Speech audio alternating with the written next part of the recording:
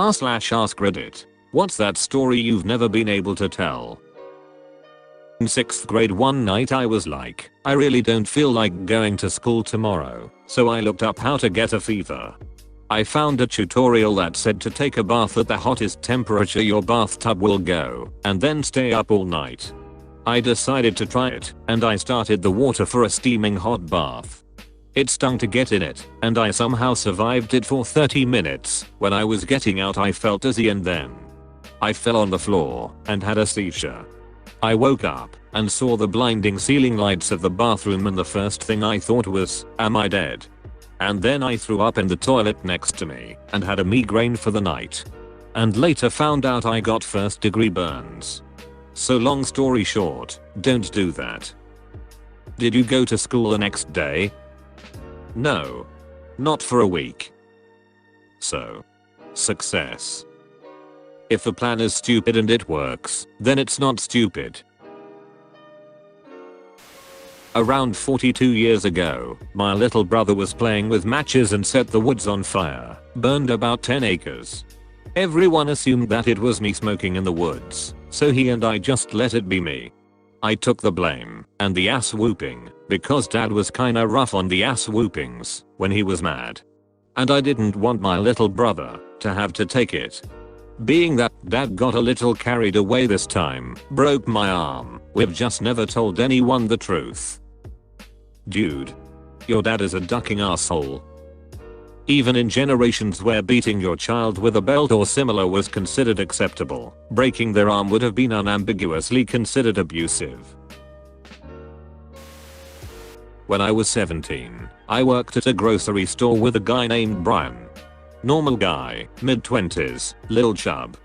Didn't really think much of him. One day he tells me about how he lives in an apartment by himself, and that his neighbors are absolutely crazy. Like they would yell at him to be quiet, pound against the wall to get him to shut up, even though he wouldn't be doing anything. He would sneeze, and his neighbors would scream at the top of their lungs from next door. It was that bad. To be honest, I didn't really care much when he was telling me this. I just wanted to go home and not work anymore. Couple days go by, and I noticed that Brian wasn't showing up anymore. Whatever. Didn't think much of that either. A month or two goes by, and he finally shows back up to work. So, being the nice friend I am, I asked him where he's been. He tells me he was actually fired because he was in the hospital. I didn't think that was a valid reason to fire someone, but what do I know? I didn't comment on that. I asked him why he was in the hospital, and he told me it was for personal reasons.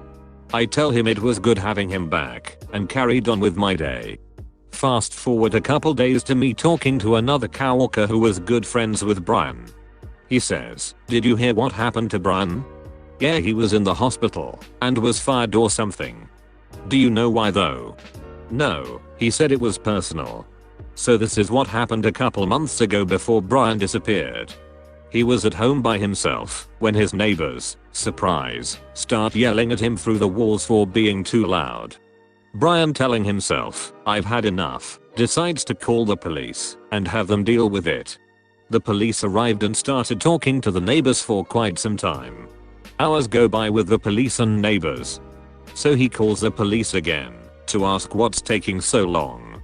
The police respond with, "We left like an hour and a half ago." Turns out that the neighbors were never yelling at him. In fact, they were never there. Brian was schizophrenic and was hearing voices in his head. He had to go to a mental hospital for a month. At the beginning, I expected Brian to lose his shit and kill the neighbors. Then I thought the neighbors lost their shit and hurt Brian, putting him in the hospital. I thought both of these things in that order. In 6th grade, we had this paper we had to write. I forget what the subject was. I decided to procrastinate a lot. Then the day it was due rolled around, and I had nothing.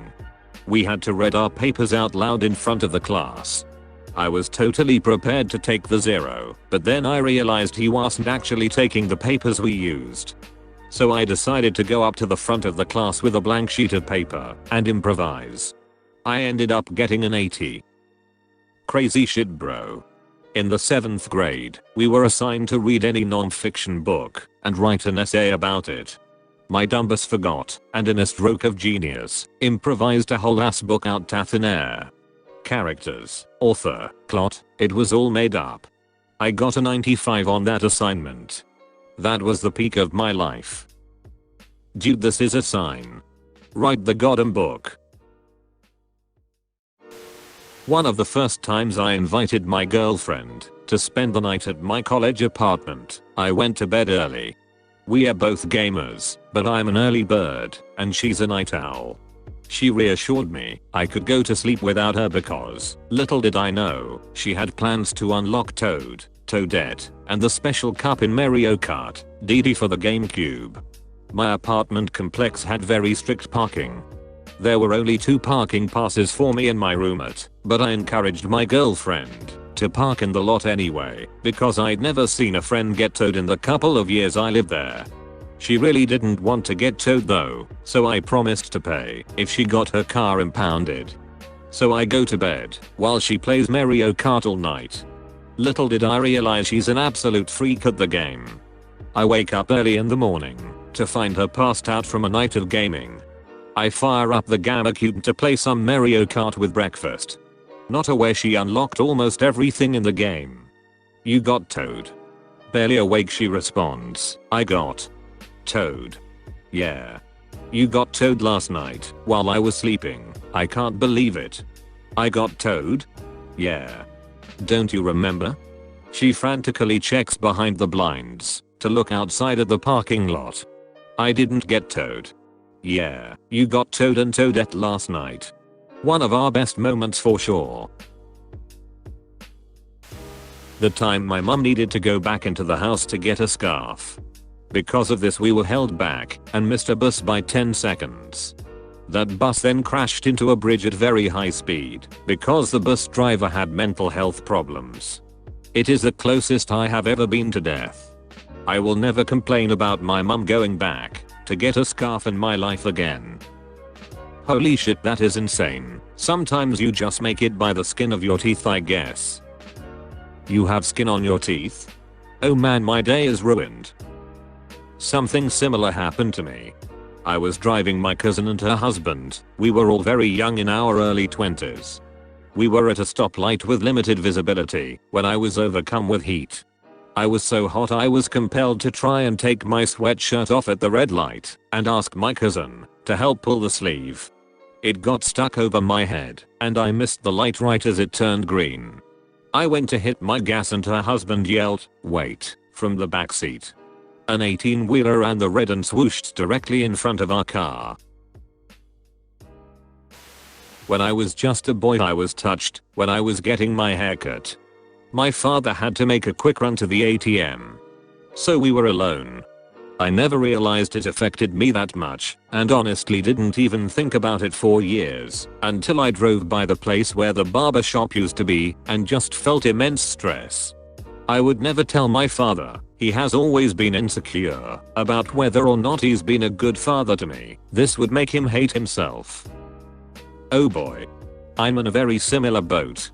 I was molested for years by a trusted teacher, not a school teacher. But I'll keep it vague. Kinda suppressed it for a few years before I realized how it might have fucked me up long term. Currently trying to save money for a therapist. I can't ask my grandparents, who paid for the lessons, or my parents, who were very supportive of the activity he was teaching. They'd be devastated.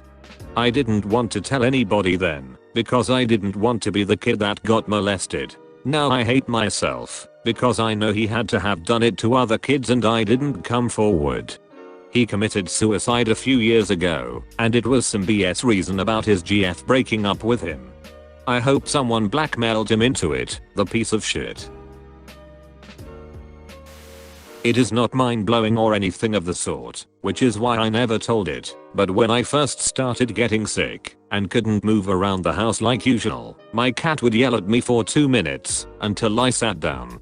He would proceed to purr furiously over my stomach, which was hurting, for about 10 minutes at a time. He would chirp at me if I tried to get up beforehand and keep bumping my leg as I walked past if I never sat down. Little did I know that he was trying to heal my cancer that was growing into the muscle by that point. He's a little Siamese mix, and he is very vocal, and I appreciate his little squeaks of support. He is a very good boy. He did a quick CAT scan. I moved to the UK from Zimbabwe when I was 4. The first few years my parents spent their whole time trying to settle down. By the time I was 8 they realized we had never been to London. So on a hot June day we went into London. We went to the aquarium, Covent Garden to see all the performers, on the London Eye. It was a good day. To end the day we went to Buckingham Palace. I was tired, so I was resting my head against the bars asking all the questions you'd expect from an 8-year-old. After a while my parents said it was time to go. I pushed away from the bars and then felt a cold steel against the back of my ears. I hadn't noticed my head has slipped through. I panicked. A crowd gathered. I'm probably in many a family photo album. Even a horse guard came to see what the commission was about. Betty wasn't expecting a child with his head stuck. By then I had accepted this as my new home, but I couldn't figure out how I'd go to sleep with a spike on the floor. Luckily an old lady had a tub of Vaseline in her handbag, and my dad was able to pull me out with my head smothered in Vaseline. I like to think the old lady was the queen. I can confirm, it's always the queen. Source, live in London. So I was at a water park with a girl I had a huge crush on and some of our mutual friends. I'm not a big fan of rides. She had been trying to talk me into going on one all day, and I finally agreed to try out this one really intense looking slide. Basically you go down the slide while sitting on this big inflatable thing, and it was for 2 people so naturally I got paired up with the girl I had a crush on. We both climbed into the inflatable, which had these little handles on it for you to hold on to when you went down. When we went down the slide, it was way faster than I thought it would be. I accidentally let go of one of the handles, tried to grab it again, and ended up grabbing her hand instead by accident. I was really embarrassed, but she put her other hand on top of mine until we reached the bottom. I guess she thought I was scared, which is also kinda embarrassing, but it was a nice moment. She later went on to be my first kiss about 6 months later, and we are still close friends today. Back when I was in high school, I wanted to approach this girl on a bus on my way to school. She was really hot, and I knew I'd regret it if I didn't approach her. There was one big problem. There was a middle-aged lady seated next to her, and I couldn't talk to this girl with the lady right next to her. I had to think of a quick way to get rid of the lady. I then woke up from my seat, slowly walked to the row they were seated, and calmly asked the lady, "Excuse me ma'am, could you please let me sit next to my sister?" Turns out the lady was the girl's mom. I'll admit, that is quite ballsy, but you really should have seen that coming. I was a Peace Corps volunteer in Western Samoa. One weekend several of my fellow volunteers and I went camping on this tiny private island. On the first or second night, we made a bonfire and all got super drunk then went skinny dipping. The water was only about chest deep, warm and still. There was no light pollution, so the stars were blazingly bright. We also inadvertently kicked up some bioluminescence, filling the water with stars. Tipsily floating naked in the warm sea, completely surrounded on all sides by stars and close friends is one of my most beautiful and euphoric memories. I somehow expected a turn for tragedy, like one of your friends being taken away from a wave, never to be seen again. Glad that not all stories end that way. My aunt was forced to hand her kids over to her alcoholic ex for a weekend visitation, but she was terrified he'd hurt them, so she sent me with them. I was 7 or maybe 8. They were 2 and 4. I thought myself so much older and decided it was the responsible thing to do, so I went. While at his apartment, he got wasted and called my aunt and told her he was going to throw them off his very high balcony. They were asleep. I didn't sleep at all that night.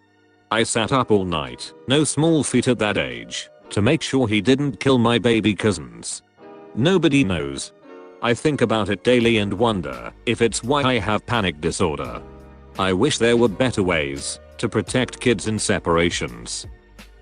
You are a strong, kind individual. Remember, panic anxiety is often traced to being forced into a situation you would like more than anything not to be in, causing a situational trauma with post-traumatic results. When I was about 14, I found a slingshot in the woods. It was a pretty good slingshot that must have cost a fair bit as it had a metal frame and a thick rubber sling. One day my friend and I were on top of a hill out in the countryside and a jogger came running out of the nearby tree line. He was some distance away and below us. Without putting a lot of thought into it, I shot a stone just above his head. The rock went exactly where I wanted it to, but if there was wind, or my aim was off, or 1,000 other factors, I would have seriously ducked that jogger up. I muse on that at least once a week. I never see my friend and we haven't spoken about it since it happened. When I was in kindergarten, I fell asleep on the bus to school. No one woke me up. I wake up eventually, and the bus is empty. I panic, as any 5-year-old does, and run to the front of the bus and try the door. It's locked. It was parked in a KFC parking lot, so people were coming in and out of the building. I started wailing with terror, banging on the glass doors, snot pouring down my face and into my mouth as people walk by and point at me. They mumbled and got into their car and left. By the time the bus driver finally came back out with her chicken meal, the entire door was covered in my slobber and tears. She instructed me how to open the closed door, so she didn't have to put her meal down. I was still freaking out obviously and didn't understand. So she sighed, put her food down and finally opened the door and asked me what was I doing there. She called the school and drove me there, still covered in snot. I remember walking into my class with everyone standing in a line and hugging me one at a time. After that day, they made a rule for all bus drivers to get up and walk the bus front to back to make sure no kids get left sleeping. I love what your class did, that's so amazing. I would have been scared shitless if I woke up in an empty silent bus. Sounds like a surreal experience. I found out when I was 28 that my dad's side of the family had been in the witness protection program my entire life and that their names were not what I had been told. Jesus, what are they hiding from? My grandma was part of a major drug bust in the 80s that ended up involving the entire family, and they had to move cross country and change names. I grew up in a very conservative household. Sex was never talked about at all, and you knew if you got caught with something you shouldn't you'd be in giant trouble. When I was 17 I bought a vibrator. I had literally no experience, even alone, but was super curious. The way it worked was you had to screw the bottom off it on to keep the batteries in and to turn it on. I put it underneath my bed and thought I had it unscrewed enough that it would stay off until later. Well, I'm downstairs listening to a CD player with my headphones on, and suddenly I hear my two young sisters yelling about something and running around the house. I take my headphones off and I hear buzzing echoing through the house. My room was directly above the living room, and my floor was wooden. They're feeling out, thinking there's a wasp in the house or something electrical is about to explode.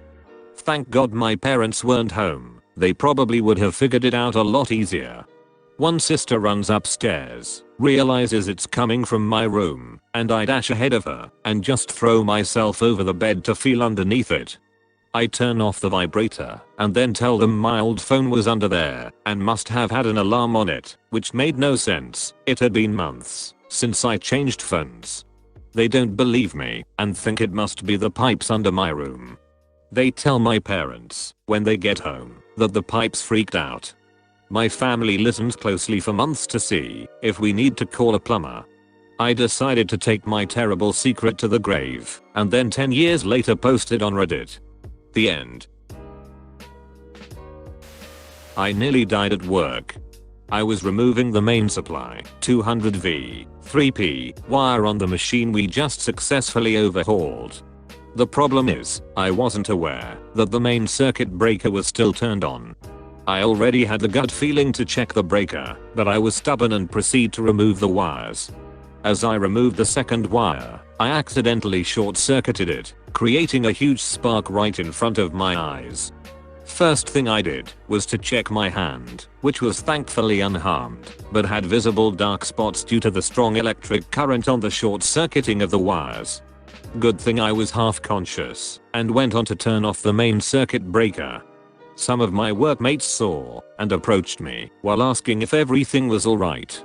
After removing the wire, I took a walk, and had a deep thought what might happen to me if those wires touched me.